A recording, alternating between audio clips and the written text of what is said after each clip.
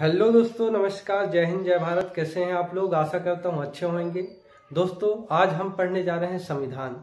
संविधान जो एक हमारे पूर्वजों की कल्पना थी, जिसे उन लोगों ने सच किया, और आज जो हमारा देश इस विकास के पथ पर चल रहा है, कहीं ना कहीं इस संविधान के कारण है।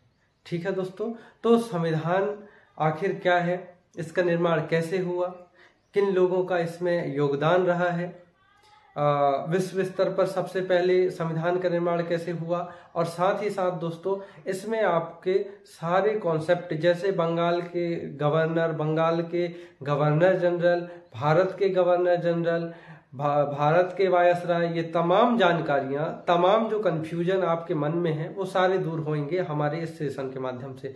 इसलिए वीडियो सेशन थोड़ी लंबी है, पर आप जरूर वीडियो के अंत तक बने रहें और इस सेशन का लाभ लें।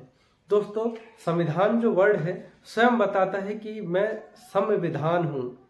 इसका अगर आप ब्रेक डाउन करें तो यह बनता है संविधान, समान विधान, जहां पे ना जाति देखी जाती, ना धर्म, ना समुदाय, सभी के लिए, सभी व्यक्तियों के लिए समान कानून होना ही संविधान है।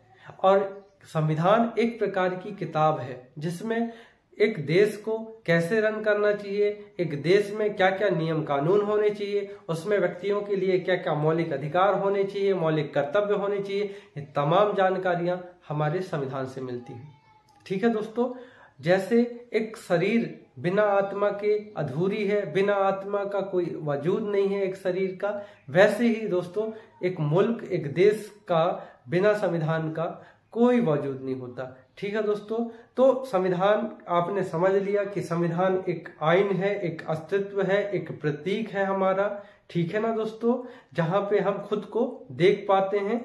ठीक है ना, अब देखते हैं आखिर इस संविधान का विकास कैसे हुआ। इससे पहले दोस्तों मैं विश्व स्तर पर संविधान के बारे में आपको बता दूं। विश्व स्तर में जब आप देखेंगे तो जिसे आप आज सुपर पावर कंट्री के नाम से जानते हैं, जो अर्थव्यवस्था में सबसे मजबूत कंट्री के रूप में उभर कर निकला है, ठीक है दोस्तों, वह हमारा जो अमेरिका है, हमारा अमेरिका नहीं, अमेरिका वालों का अमेरिका है। ठीक है दोस्तों, तो ये जो अमेरिका है कभी ना कभी ब्रिटिशों के गुलाम रहा है। आप यकीन नहीं करेंगे, अंग्रेजों ने लगभग 50 से 55 देशों को गुलाम बना के रखा था। ठीक है ना दोस्तों, उनमें से अमेरिका भी एक था। तो अमेरिका को वैसे आजादी बहुत जल्दी मिल गई थी, और ये आजादी मिली थी सन 1776 में। आजादी मिलने के बाद ही सन 1787 में अमेरिका वालों ने खुद का एक संविधान निर्मित किया, कुछ मौलिक अधिकारों के साथ और कुछ प्रशासनिक ढांचे के साथ। ठीक है दोस्तों, अब हम बात करते हैं हमारे भारतीय संविधान की। तो सबसे पहले कुछ रोचक तथ्य, हमारे भारत के संविधान को बनने में कितना समय लगा पूछा जाता है।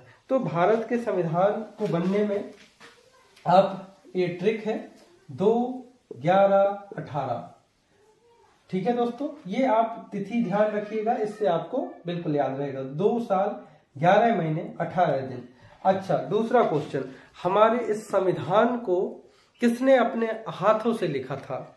तो प्रेम बिहारी नारायण रायजादा ने अपने कलम से हमारे इस बहुमूल्य किताब को गढ़ा था। ठीक है दोस्तों, अब तीसरा प्रश्न, संविधान के जो प्रथम पृष्ठ का जो चित्रांकन है, संविधान के प्रथम पृष्ठ को जो सजावटी रूप में जो दिया गया है, वो किसने दिया है? तो कलकत्ता के मशहूर चित्रकार नंदलाल बोस की अगुवाई में उनकी टीम ने, जो संविधान में विशेष प्रकार के, आप संविधान की कोई किताब देखेंगे उसमें हमारी भारतीय संस्कृति को उकेरा गया है, दिखाया गया है, तो वो नंदलाल बोस के अगुवाई में उनकी टीम ने ये सब कुछ किया है। ठीक है दोस्तों, तो ये 3 से 4 जो रोचक तथ्य हैं आप लोगों को पता चल गए। अब हम सफर करेंगे संविधान का, कि हमारे संविधान का निर्माण आखिर कैसे हुआ। ठीक है दोस्तों, तो आइए देखते हैं कैसे।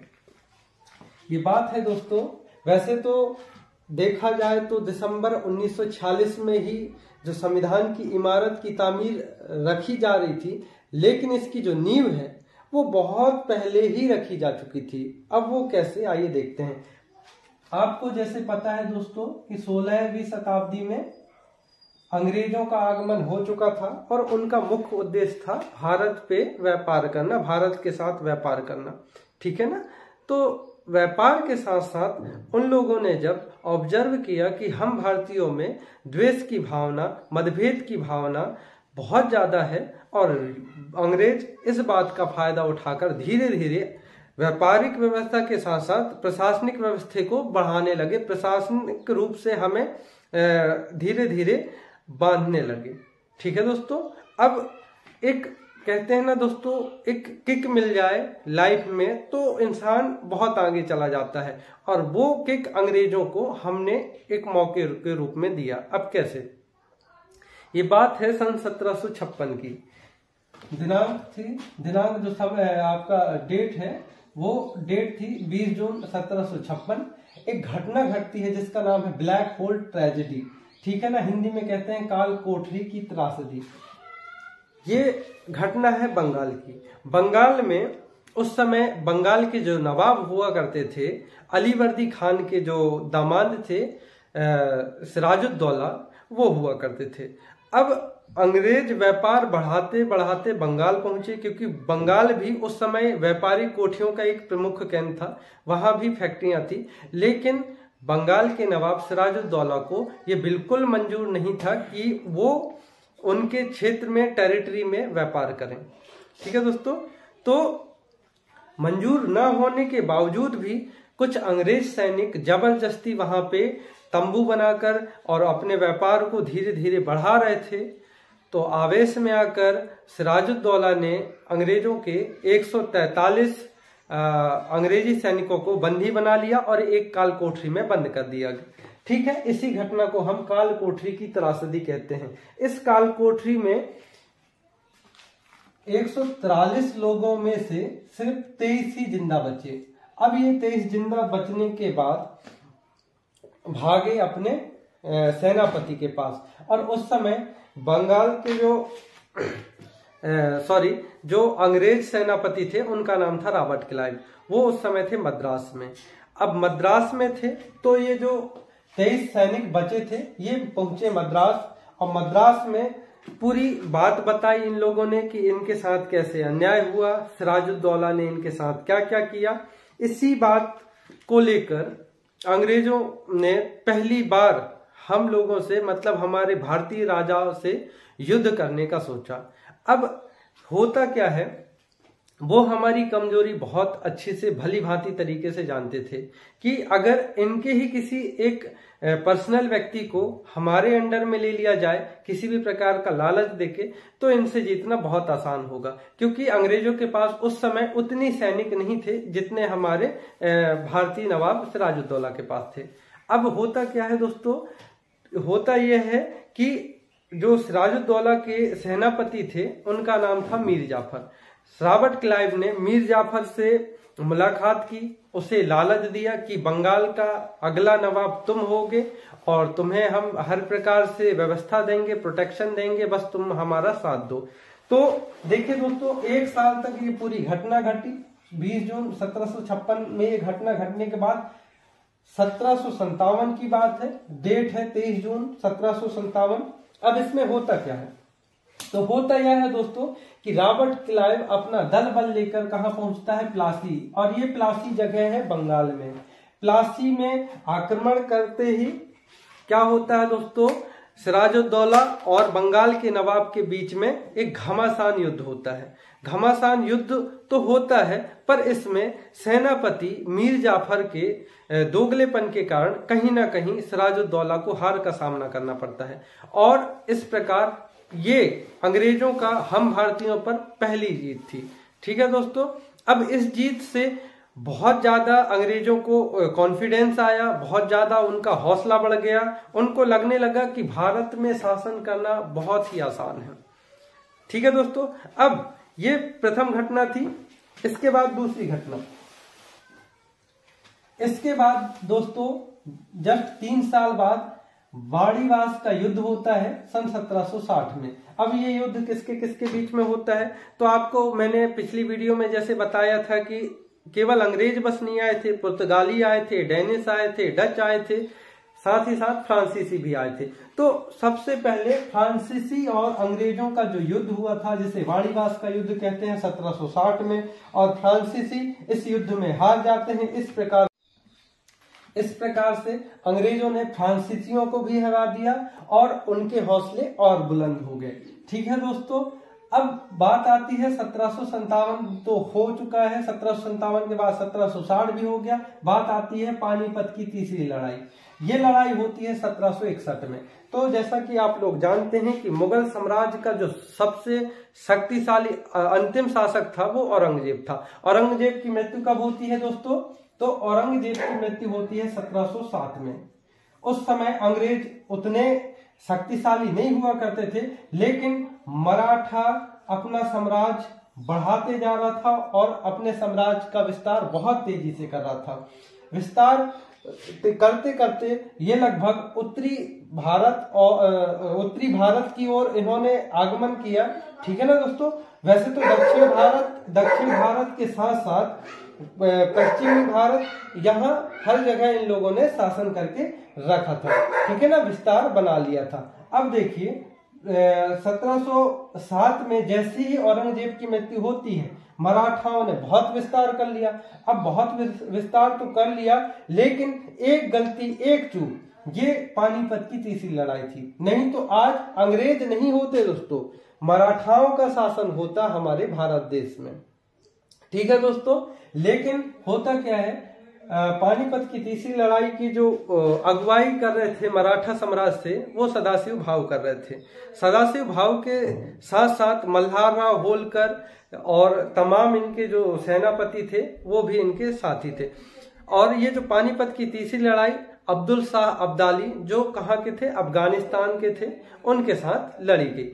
तो होता क्या है दोस्तों, सदाशिव भाऊ को मल्हार राव होलकर क्या दे रहे थे, एक एडवाइस दे रहे थे कि देखिए हम जिस पद्धति से लड़ते आए हैं उस पद्धति से लड़ते हैं, क्योंकि इनके लिए गुरिल्ला पद्धति बहुत प्रसिद्ध था और गुरिल्ला पद्धति से ही ये और देशों से और राज्यों से लड़ते थे। लेकिन सदाशिव भाऊ ने कहा कि नहीं, हम सामने से वार करेंगे, और सामने से वार करने के चक्कर में हम हार गए, मतलब हमारे मराठाओं को हार का सामना करना पड़ा।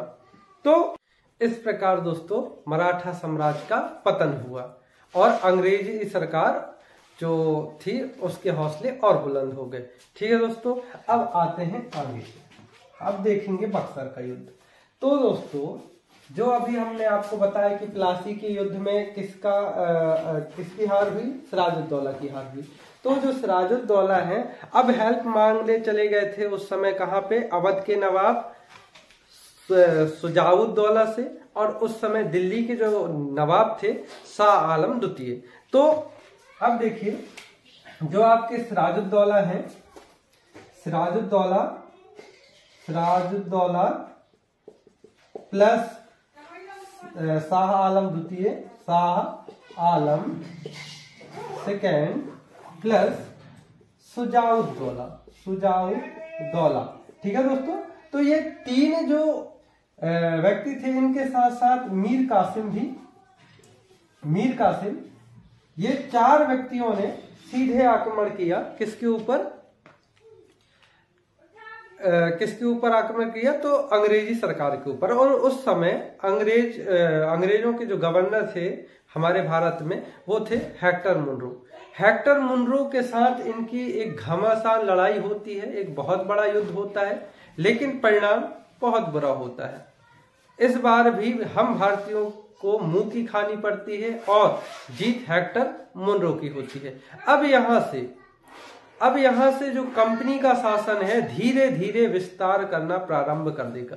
अब यहाँ कंपनी को एक नए नीतियों के साथ ये धीरे धीरे कंपनी आगे बढ़ती जाएगी। ठीक है दोस्तों, तो बक्सर का युद्ध आपको ध्यान रखना है, ये बिहार झारखंड के बीच में एक जगह पड़ती है। ठीक है ना, इसलिए इसका नाम बक्सर है। तो कब इसका युद्ध कब हुआ, 1764 में। 1764 में बक्सर का युद्ध हुआ और इसमें जीत किसकी हुई? हेक्टर मुनरो की। ठीक है दोस्तों, तो एक बार और रिवीजन कर लीजिए। सबसे पहले देखिए क्या हुआ, 1756 में कालकोठरी की घटना घटी। 1756 के बाद प्लासी का युद्ध हुआ 57 में, वाड़ीवास का युद्ध हुआ 60 में, पानीपत की तीसरी लड़ाई लड़ी गई 1761 में। और पानीपत जगह कहाँ है दोस्तों? तो ये दिल्ली हरियाणा के पास में एक जगह है।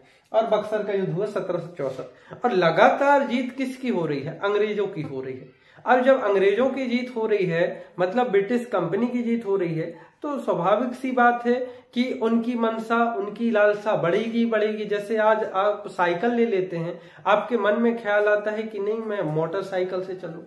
आप आज अगर ऐसे ही कोई नॉर्मल फोन चला रहे हैं, आपकी इच्छा होती है OnePlus हम खरीदें, हम आईफोन खरीदें, तो ऐसे ही उनकी भी इच्छाएं बढ़ती गई और धीरे धीरे भारत पे इन लोगों ने अत्याचार प्रारंभ किया।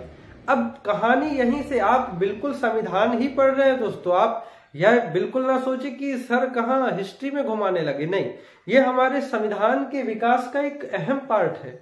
इसके बगैर हम संविधान तक पहुंचेंगे तो वही बात होगी जैसे आपको चावल बनाने को कहा जाए और गैस चूल्हा दिया ही ना जाए। ठीक है ना, आपके पास जलाने का कोई सामान ही नहीं है, पकाने का सामान ही नहीं है और बस आपको चावल दे दिया गया। इसलिए एक एक कॉन्सेप्ट को समझेंगे तो आपको हर एक चीज बिल्कुल क्लियरली समझ में आएगी कि आखिर हो क्या रहा है। ठीक है, अब देखिए लगातार कंपनी जो थी हमारे देश में हम लोगों के ऊपर अत्याचार करती जा रही थी। अब 1764 के बाद 1773 एक्ट आने का रीजन क्या है? तो बिल्कुल देखिए दोस्तों, एक सिंपल सा उदाहरण बता रहा हूं। आज अगर हमारी भारत की रिलायंस या टाटा कंपनी किसी दूसरे देश में जाकर वहां के लोगों के साथ अन्याय करे, अत्याचार करे, ठीक है, तो इसमें बदनामी किसकी होगी? हमारे देश की होगी। वैसे ही जब ये बात पता चली ब्रिटिश लोगों को, मतलब ब्रिटिश क्राउन को, वहां के जो उस समय राजा थे उनको, तो उन्होंने यह सोचा कि इस पर नियंत्रण साधा जाए। ठीक है, और पहली बार जो संविधान की एक नई कड़ी मैं कहूं, जो पहली कड़ी थी वो है रेगुलेटिंग एक्ट। अब ये रेगुलेटिंग एक्ट क्या है? रेगुलेट, यहां पे देखो वर्ड क्या आ रहा है, रेगुलेट। रेगुलेट, तो दोस्तों रेगुलेट जैसे आप गैस ऑन करते हो तो रेगुलेटर से ऑन करते हो। ठीक है दोस्तों, आपको जैसे पंखे की स्पीड कम करनी है, ज्यादा करनी है, तो आप रेगुलेटर से उसे क्या करते हैं?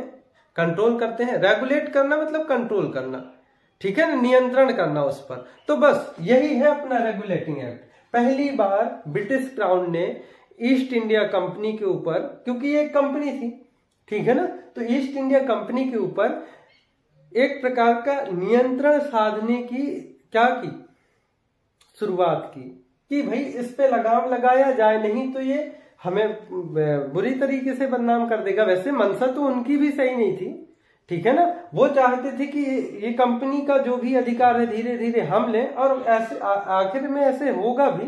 लेकिन अभी रेगुलेटिंग एक्ट यही आप समझिए। तो पहली बार ब्रिटिश क्राउन ने कंपनी के ऊपर क्या किया? एक नियंत्रण साधा, जिसे हम रेगुलेटिंग एक्ट के नाम से जानते हैं। अब दोस्तों जो हमने कहा था कि आपको बंगाल का गवर्नर जनरल, तो वो सारी चीजें यहीं से शुरुआत होगी। देखिए सबसे पहले अभी तक बंगाल में जो पहले गवर्नर थे रॉबर्ट क्लाइव, जो प्लासी के युद्ध में जिनकी लड़ाई हुई थी सिराजुद्दौला के साथ, उसे आप बंगाल का गवर्नर कहोगे। लेकिन जैसे ही ये एक्ट आता है, आप अब जो भी यहाँ होगा, जो भी अंग्रेज शासक होगा, उससे 1773 के बाद से आप क्या कहेंगे? उसे आप कहेंगे बंगाल का गवर्नर जनरल। और ये जो उपाधि है सबसे पहले मिलती है वॉरेन हेस्टिंग को। ठीक है दोस्तों, तो सबसे पहले वॉरेन हेस्टिंग को बंगाल का गवर्नर जनरल घोषित किया जाता है। और रेगुलेटिंग एक्ट में इसके साथ ही साथ 2 से 3 और नियम दिए जाते हैं। जैसे इसी के तहत सन 1774 में कलकत्ता में पहली बार उच्चतम न्यायालय की स्थापना की जाती है, जहां के पहले जो उच्च न्यायाधीश थे, ठीक है ना, सीजीआई थे, मतलब सीजीआई नहीं कहेंगे, सॉरी, जो कलकत्ता के उच्च न्यायालय के प्रथम न्यायाधीश थे वो थे एलिजा इम्पे। ठीक है दोस्तों, अब आगे चलते हैं। तो जो दूसरा पॉइंट है, दूसरा पॉइंट आपका ये है कि बंगाल में जो गवर्नर होंगे उसी के अधीन अब हो जाएंगे आपके मद्रास और बंबई के गवर्नर, क्योंकि पहले बंबई के गवर्नर के अधिकार क्षेत्र अलग थे, मद्रास के गवर्नर के अधिकार क्षेत्र अलग थे, लेकिन अब सब इनके कंट्रोल में हो जाएगा। ठीक है दोस्तों, साथ ही साथ एक निदेशक मंडल की स्थापना की गई, ठीक है ना, जिसे कोर्ट ऑफ डायरेक्टर कहते हैं, जिससे आंशिक रूप से पूर्ण रूप से नहीं, आंशिक रूप से ब्रिटिश क्राउन नियंत्रण स्थापित करने के लिए किसके ऊपर, कंपनी के ऊपर एक निदेशक मंडल की स्थापना की। ठीक है ना, जहां पे किसके सदस्य होंगे, ब्रिटिश क्राउन के सदस्य होंगे। तो ये मुख्य बातें थी। इसके अलावा और भी बहुत सारी बातें हैं, लेकिन वो हम नेक्स्ट वीडियो में बताएंगे। अब आ जाते हैं पिट्स इंडिया एक्ट। तो पिट्स इंडिया एक्ट क्या होता है कि इसके बाद, रेगुलेटिंग एक्ट के बाद जो पिट्स इंडिया एक्ट आता है उसमें द्वैध शासन की स्थापना होती है। अब द्वैध शासन क्या होता है, द्वैध मतलब दो और शासन तो शासन, तो दो शासनों की स्थापना होती है। कैसे, अब यहाँ पे क्या होगा कि जो बंगाल में शासन व्यवस्था होगी, बंगाल के साथ साथ बंबई और मद्रास क्षेत्र में, यहाँ पे ब्रिटिश क्राउन ने क्या किया कि कंपनी को यह कहा कि भाई आप व्यापारिक मामले देखिए, जो आपका काम है, जिस उद्देश्य से आप आए थे, राजनीतिक मामले हमें दे दीजिए। तो राजनीतिक मामले और व्यापारिक मामले दोनों जो शासन व्यवस्था थी, देखिए हम लोगों के ऊपर कैसे, व्यापारिक मामलों के लिए कौन शासन कर रहा था, कंपनी, और राजनीतिक मामले के लिए कौन शासन कर रहा था, तो ब्रिटिश क्राउन। तो ये एक प्रकार का द्वैध शासन हुआ। ठीक है दोस्तों, तो अगर कहा जाए तो पहला वैधानिक दस्तावेज जो किसका, ब्रिटिश संसद या ब्रिटिश क्राउन का कहा जाए तो पिट्स इंडिया एक्ट है। ठीक है दोस्तों, अब आगे चलते हैं। यहां तक हमने अभी बंगाल का गवर्नर और बंगाल का गवर्नर जनरल क्लियर कर लिया। अब हम ढूंढेंगे भारत का गवर्नर जनरल। तो आते हैं चार्टर एक्ट। चार्टर का मतलब होता है आदेश पत्र या आज्ञा पत्र। तो चार्टर एक्ट जो, सॉरी यहाँ पे गलत लिखा हुआ है, 1784, ये अलग लिखा हुआ है। ठीक है दोस्तों, तो 1784 के बाद चार्टर एक्ट 1793 में आया। चार्टर एक्ट आया, इसमें कंपनी के शासन को 20 वर्षों के लिए और बढ़ा दिया गया। ज्यादा कुछ खास नहीं है इसमें दोस्तों, ठीक है ना, 20 वर्षों के लिए बढ़ा दिया जाता है। अब देखते हैं चार्टर एक्ट 1813। अब यहाँ पे एक विशेष घटना घटती है। अब जो कंपनी के पास मोनोपोली था, मोनोपोली मतलब एकाधिकार था कि व्यापार सिर्फ और सिर्फ भारत में कंपनी कर सकती है। कौन सी कंपनी, ईस्ट इंडिया कंपनी, वो अब हो जाएगी खत्म। अब इनको बोल दिया जाएगा कि भैया आप चाय और चीनी का व्यापार बस करिए, बाकी व्यापार अब हम देखेंगे। देखिए राजनीतिक मामले ऑलरेडी ब्रिटिश क्राउन ने छीन के रखा था, अब इसके साथ ही साथ राजनीतिक के साथ साथ व्यापारिक मामलों को भी इनसे धीरे धीरे छीना जा रहा था। तो अब यहाँ से कंपनी के पास चाय और चीनी मतलब जो चाइना के लोग थे, जापान के लोग थे, बस ये उनसे ही व्यापार कर सकते थे। आई बात समझ में दोस्तों। अब बात आती है सन 1833 की। तो पहली बार 1833 में जो बंगाल के गवर्नर जनरल होंगे, अब उन्हें हम कह देंगे भारत के गवर्नर जनरल। और ये कौन बनते हैं, पूछा जाता है प्रश्न कि भारत के पहले गवर्नर जनरल कौन थे।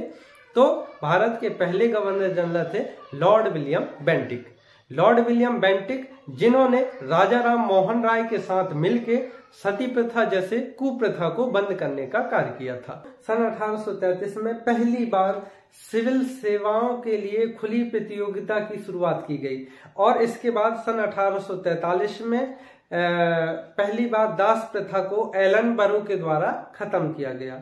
ठीक है दोस्तों, फिर आ जाते हैं सन 1853। तो 1853 में कंपनी के जो गवर्नर थे, तो उन गवर्नर में से बंगाल के गवर्नर को लेफ्टिनेंट गवर्नर का पद दिया गया और उसके कार्य को अलग कर दिया गया। साथ ही साथ कंपनी के अनेक पदों पर अब सीधी भर्ती ना होकर क्या होने लगे, परीक्षाएं शुरू हो गई। ठीक है दोस्तों, इसके बाद जो सन 1858 जो लिखा है भारत शासन अधिनियम सन 1858 से ही 1857 में आप लोगों को पता है कि मैंने पिछले वीडियो में करवाया भी है कि बहुत बड़ी क्रांति हुई थी हम भारतीयों द्वारा, इसलिए उसे क्या कहते हैं 1857 की प्रथम क्रांति, ठीक है ना, फर्स्ट रेवोल्यूशन ऑफ इंडियंस। तो 1858 भारत शासन अधिनियम के तहत ही अब भारत के गवर्नर जनरल को क्या कहा जाएगा, भारत का वायसराय कहा जाएगा, और यही आपके लिए इंपॉर्टेंट की पॉइंट्स है। और भारत के प्रथम वायसराय कौन बने थे, तो वो थे लॉर्ड कैनिंग, ठीक है दोस्तों। आगे जो इसमें दे रखा है भारत परिषद अधिनियम 1861, भारत परिषद अधिनियम 1892, फिर आपका ये मार्लियामेंटो एक्ट कहलाता है, ठीक है ना, मॉन्टेग्यू चैम्सफोर्ड सुधार 1935 का भारत शासन अधिनियम। ये तमाम जो जानकारियां हैं नेक्स्ट वीडियो में, क्योंकि वीडियो बहुत लंबी हो जाती है दोस्तों, ठीक है दोस्तों।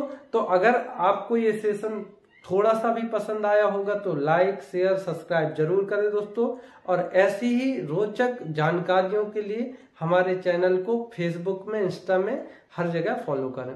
धन्यवाद।